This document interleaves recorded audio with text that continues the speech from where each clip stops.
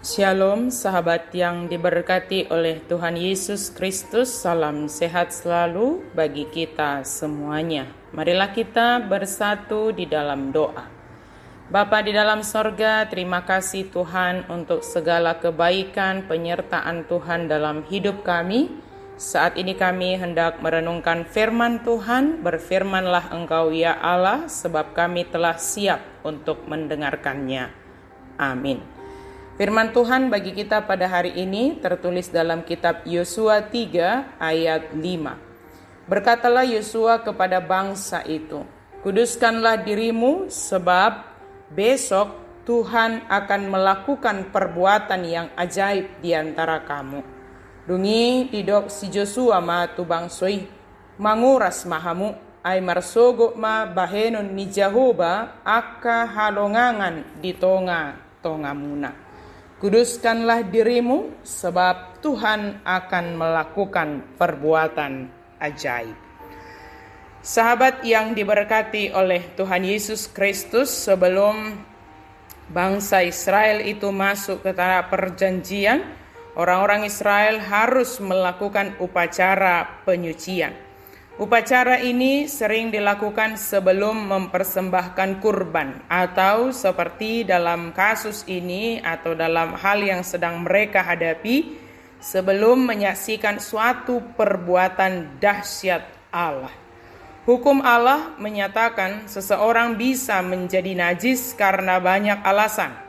Misalnya memakan makanan tertentu, melahirkan karena penyakit, menyentuh mayat, dan ada banyak hal aturan-aturan mereka sehingga mereka dinyatakan menjadi najis, maka mereka perlu untuk menguduskan diri. Allah memakai bermacam-macam tanda lahiriah dari kenajisan ini untuk mengilustrasikan kenajisan batin seseorang sebagai akibat dosa. Upacara penyucian menggambarkan pentingnya menghampiri Allah dengan hati yang murni. Kita ingat pentingnya menghampiri Allah dengan hati yang murni.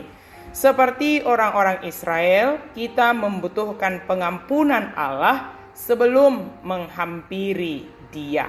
Maka hari ini kita bagaimana merenungkan firman Tuhan ini ke dalam kehidupan kita sehari-hari, supaya kita senantiasa kudus dalam setiap hal, apapun yang kita lakukan. Sebab Tuhanlah yang telah menguduskan kita. Melalui kematiannya, Dia telah menguduskan kita dari dosa-dosa karena kasih karunia-Nya. Dia telah memenangkan kita. Maka sahabat yang diberkati oleh Tuhan Yesus Kristus, setiap hari Allah melakukan perbuatan ajaib dalam kehidupan kita. Nafas hidup kita adalah karena kasih karunia Tuhan. Maka jagalah hidupmu senantiasa kudus di hadapan Allah. Jangan melakukan apa yang bertentangan dengan kehendak Allah. Lihatlah, Allah senantiasa mengerjakan perbuatan ajaib dalam hidup kita. Setiap hari Dia bekerja dalam hidup kita. Maka diminta bagi kita hidup senantiasa di dalam kekudusan. Apa yang membuat kita terkadang menjadi najis seperti firman Tuhan ini, yang dikatakan oleh firman Tuhan adalah perbuatan-perbuatan kita. Pikiran-pikiran kita yang negatif, tindakan-tindakan kita yang tidak baik, melakukan dosa. Maka mulai saat ini, dari hal-hal yang sederhana, janganlah memikirkan hal-hal yang bertentangan dengan kehendak Allah.